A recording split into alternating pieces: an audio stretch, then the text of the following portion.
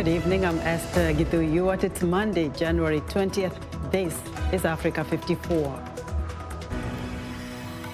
World leaders agreed to stop sending military support to warring parties in Libya.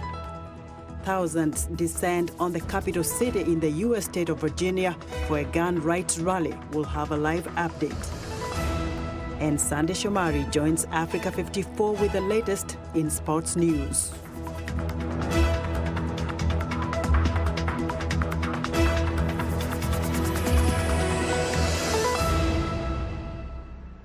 We'll have those stories shortly, but we begin our broadcast in northeast Nigeria, where militants attacked a facility housing several aid groups over the weekend. The United Nations warned Monday that it is an escalation in attacks, specifically targeting aid workers. The UN says that its 5 staff members who were there at the time were not harmed, but 3 eyewitnesses told the Reuters news agency that at least 20 displaced people awaiting assistance were killed in the attack on the facility, where aid workers live and provide assistance to displaced people. It is not immediately clear which militant group is responsible for the attack in Gala, near Nigeria's border with Cameroon.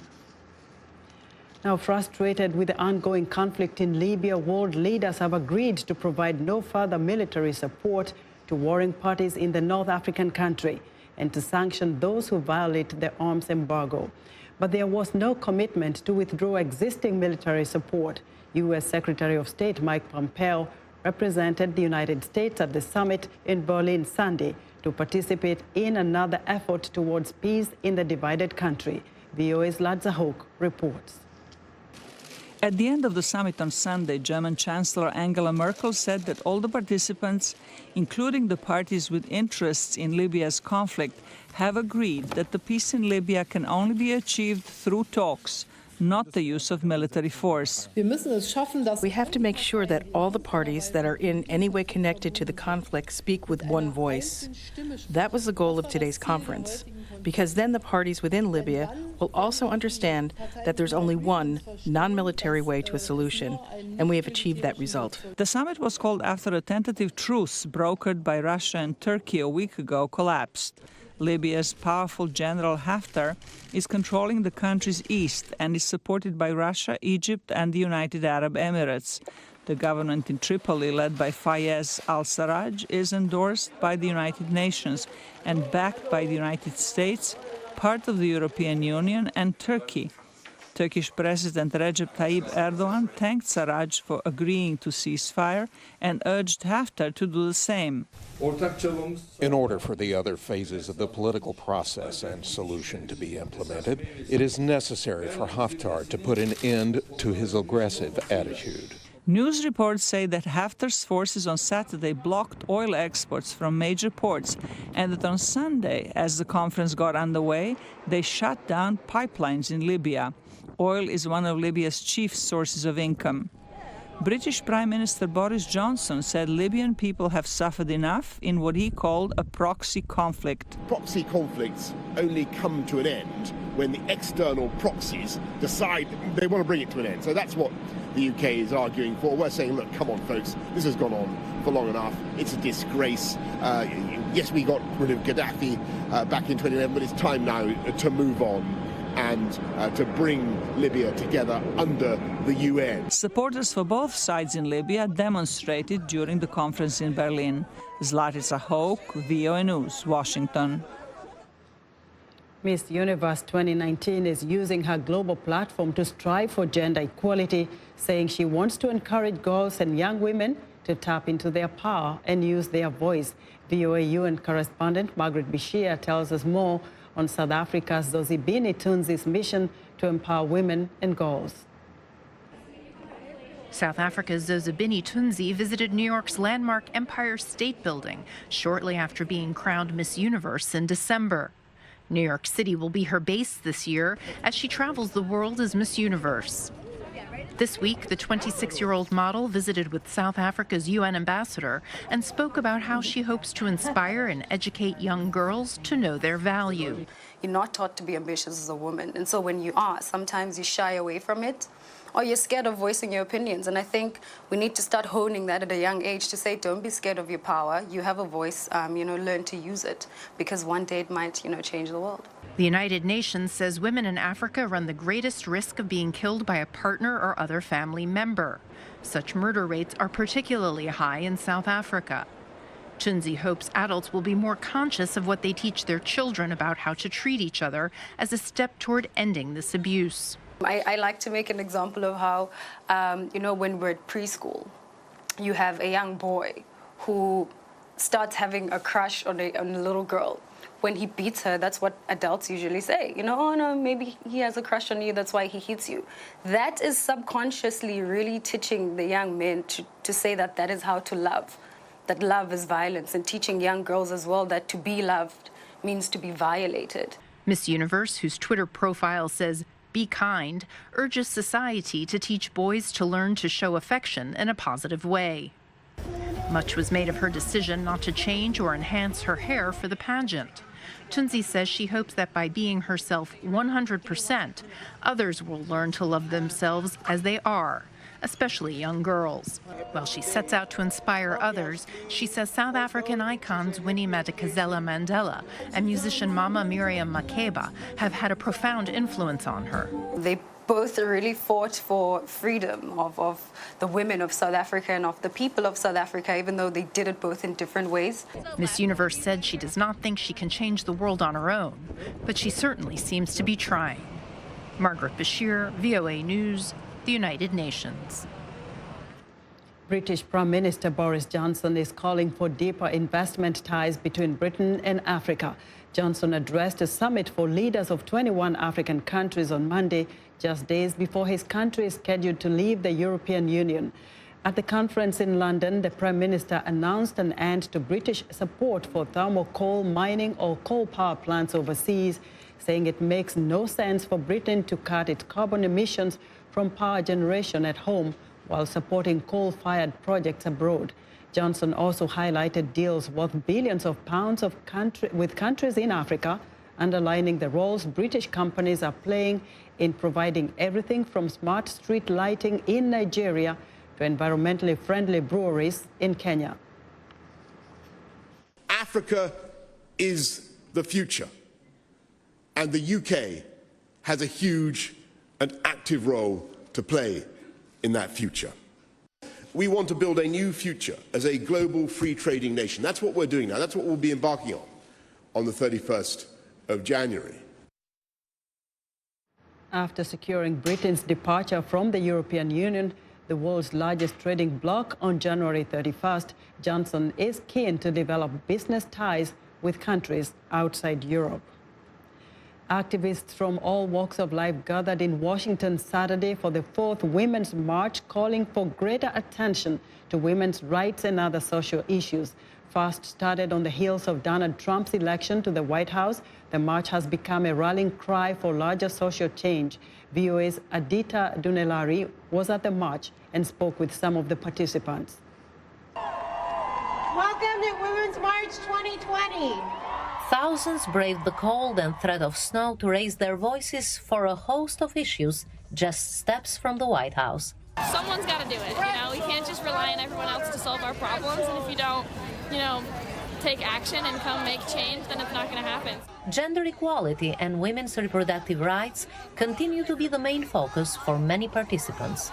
A lot of issues with abortion, a lot of issues with just women having a say and women having choice, because men seem to make decisions for women's bodies and they have no idea what it's like to be a woman. I'm a woman and I have a uterus and my rights are being threatened. I want my ability to choose my reproductive rights. Participants also used the rally to champion other causes, such as immigration and climate change policies.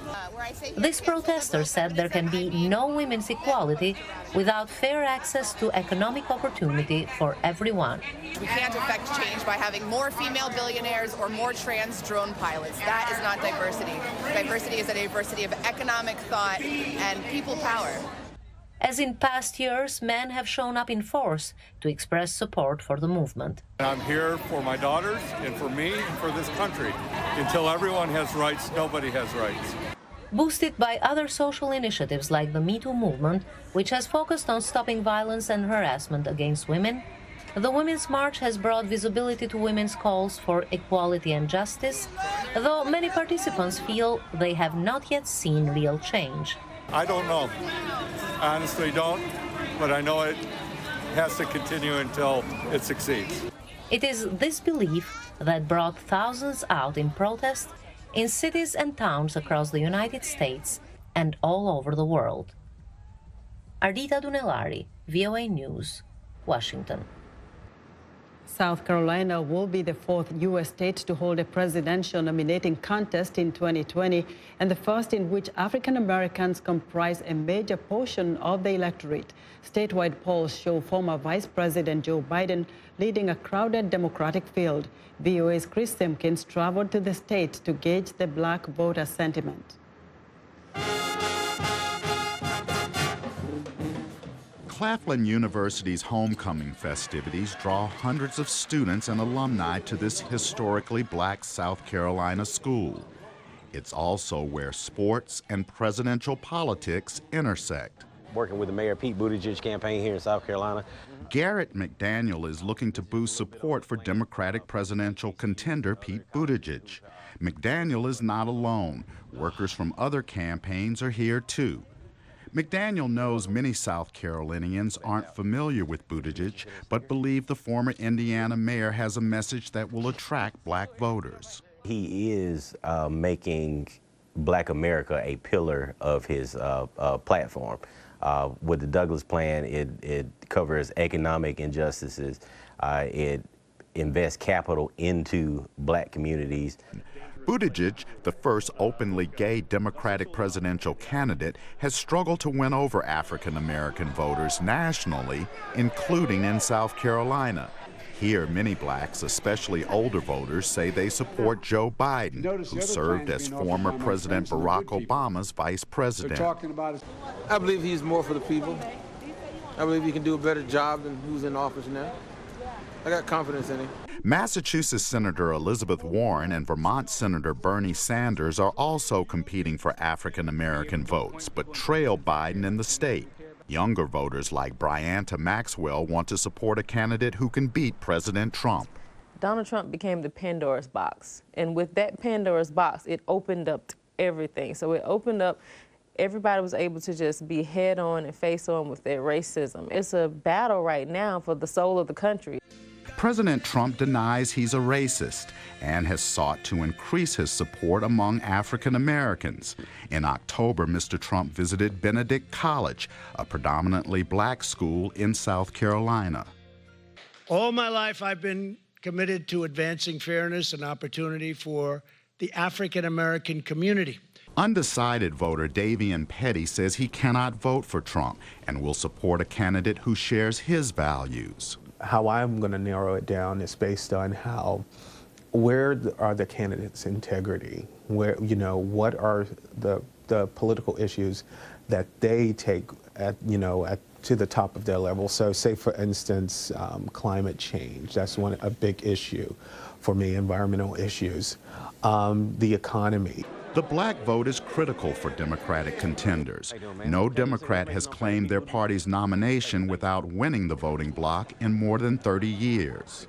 Whoever is that Democratic candidate has to appeal to black voters. And let me also say they definitely have to appeal to African American women voters who, true in South Carolina and across the nation, are a core constituency of the Democratic Party. There is no vote that is more determinative than an African American women.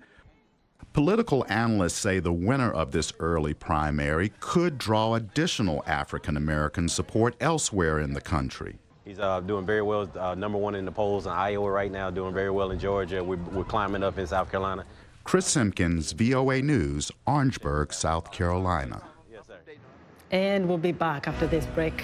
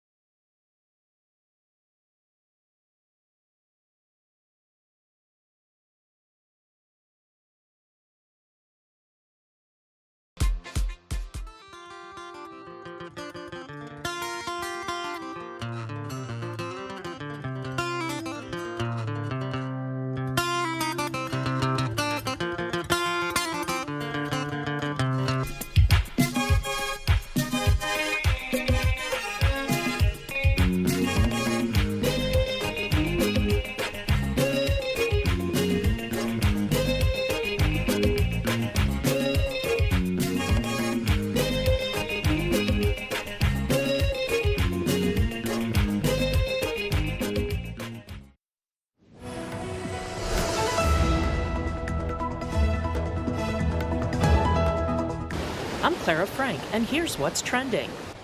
An old fishing village in Morocco has become a popular destination for surfers.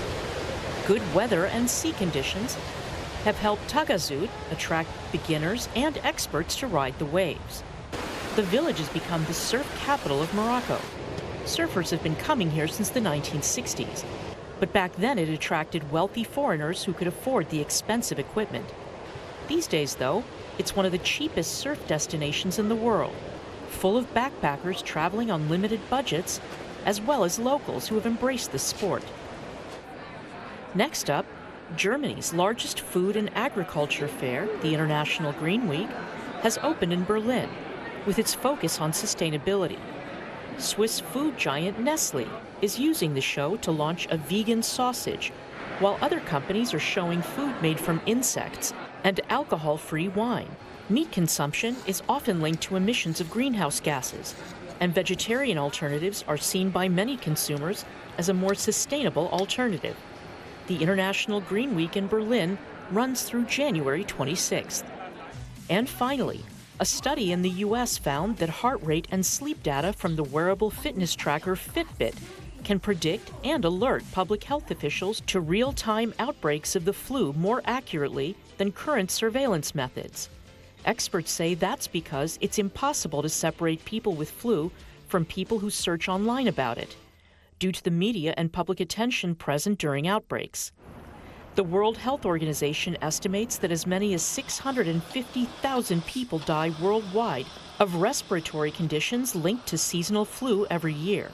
And that's what's trending today. Heavy security is present in the U.S. state of Virginia on Monday, where a pro-gun rally is expected to draw thousands around the state capitol building in Richmond. As authorities brace for possible violence, there is also a shifting of battle lines in the U.S. gun debate.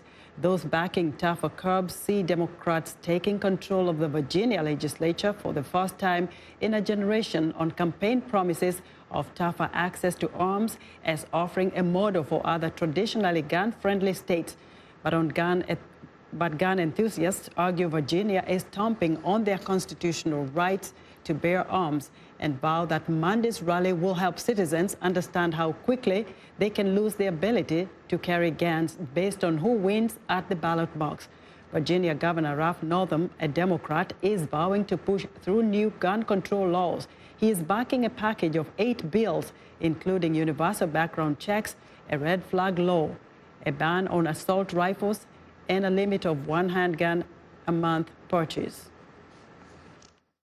This includes out-of-state militia groups and hate groups planning to travel from across the country to disrupt our democratic process with acts of violence. They are not coming to peacefully protest. They are coming to intimidate and to cause harm. President Donald Trump fanned the flames on Friday when he said the U.S. Constitution was being attacked in Virginia, where he was soundly defeated in 2016 by Hillary Clinton. Now, for the latest on this story, VOA's Caroline Presutti joins me on the phone from just outside the state capitol building in Richmond, Virginia.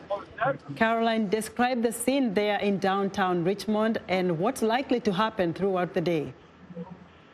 Well, what I'm looking over right now is what's called Virginia Square, which is an expanse of fields around the Virginia Capitol building. There are thousands of people here listening to a rally against gun laws, those gun laws that you just mentioned.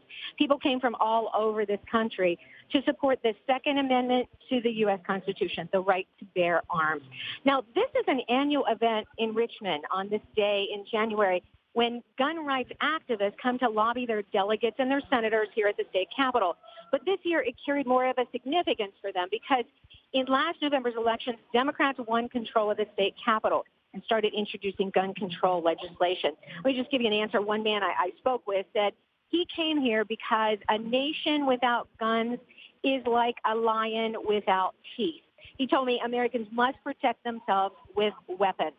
Now, as I mentioned, I'm in a fenced-in area around the Capitol, beyond this fence, there are even more thousands of people outside the rally on the streets of Richmond circling this Capitol. Now, we just walked through them to get to the Capitol, where we saw all types of guns, people personally bringing guns to Richmond, long guns, even an antique rifle, handguns, assault weapons. And as you mentioned, earlier this week, the governor declared a state of emergency and made it a crime to carry weapons on the grounds where we stand. So the people with the weapons are outside the fence. People without the weapons are where I am right now listening to the rally. Security is extremely tight. There have been threats to some of the speakers in the rally. There have been threats on social media. There were arrests in states of people who allegedly were headed to this rally to create problems. Honestly, though, so far we have not seen any violence. Everyone is very calm. Everyone is stating what they believe and what they stand for. And that's, frankly, what these advocates say is their goal, to show that people can come to the state capitol with or without weapons and peacefully demonstrate their rights, and specifically, in this case, the Second Amendment. So, Esther, that's how we see it here on the grounds of the Virginia State Capitol in Richmond, Virginia. Caroline, the rally was supposed to last just about an hour or so. Any explanation why the governor declared a 3-day state of emergency? Well, the state of emergency was, frankly, because of those threats that were made on social media. And I think when law enforcement started looking into the background of the people that were making those threats, that's when they made those arrests. And there have been various threats against several speakers here at the rally. And you are right. The rally did begin, let me look at my phone. Yeah, it started about 55 minutes ago, and it's expected to continue for just 5 more minutes. And then everyone will leave the Capitol grounds and leave downtown Richmond. That's basically how lobbying day is going today. They started, about 3 hours ago, lobbying their delegates and senators, going from office to office to tell them how they didn't want to see passage of these gun laws. And now it's the rally that will end the day. Briefly, how has that affected businesses in Richmond? A lot of businesses are closed today, Esther. They closed not only because of the rally and because of the fear of violence, but they also closed because today in the United States it's called Martin Luther King Day, and that is a federal holiday. So a lot of these businesses had planned to be closed anyway. But even though it is a federal holiday, this General Assembly for the state of Virginia is in session. So that's why these gun advocates chose Martin Luther King Day to come and lobby their senators and their delegates, because they knew that they would be here, but they may have the day off work, which makes it a lot easier to travel here. But people who are here, I met people from North Carolina, people from California, all over the country. All right. Thank you so much, Caroline. Caroline Presutti reporting for us from Richmond, Virginia.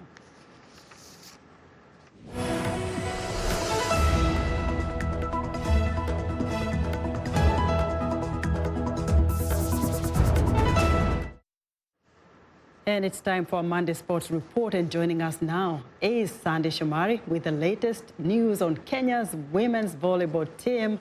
Hello, Sandy. Hello, Esther. It's Monday again, and Kenya's national women's volleyball team, the Malkia Strikers, will represent the African continent in this year's Olympic Games in Tokyo, Japan, are preparing to begin 3 months training in Slovenia and Turkey for preparations for the Games. President Uhuru Kenyatta hosted and congratulated the Queens and offered a token of 1 million Kenyan shillings, or about $9,500 at a ceremony in Mombasa, following their successful Olympics qualification campaign in Cameroon.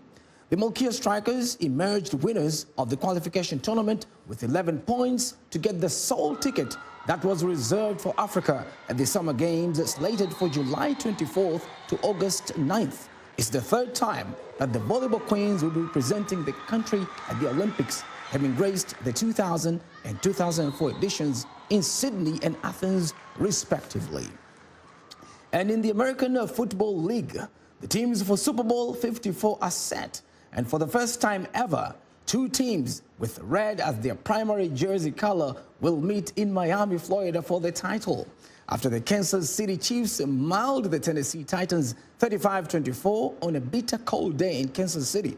The San Francisco 49ers sent quarterback Aaron Rodgers and the Green Bay Packers home by winning 37-20 points, defeating Packers' 2nd time this season. Kansas City Chiefs quarterback Patrick Mahomes seized control in his second consecutive conference championship game. It will be the first Super Bowl appearance for the 2018 NFL MVP, while the Cinderella story is over for the Titans. And in soccer, Uruguayan striker Edinson Cavani has asked to leave Paris Saint-Germain of France, according to sporting director Leonardo.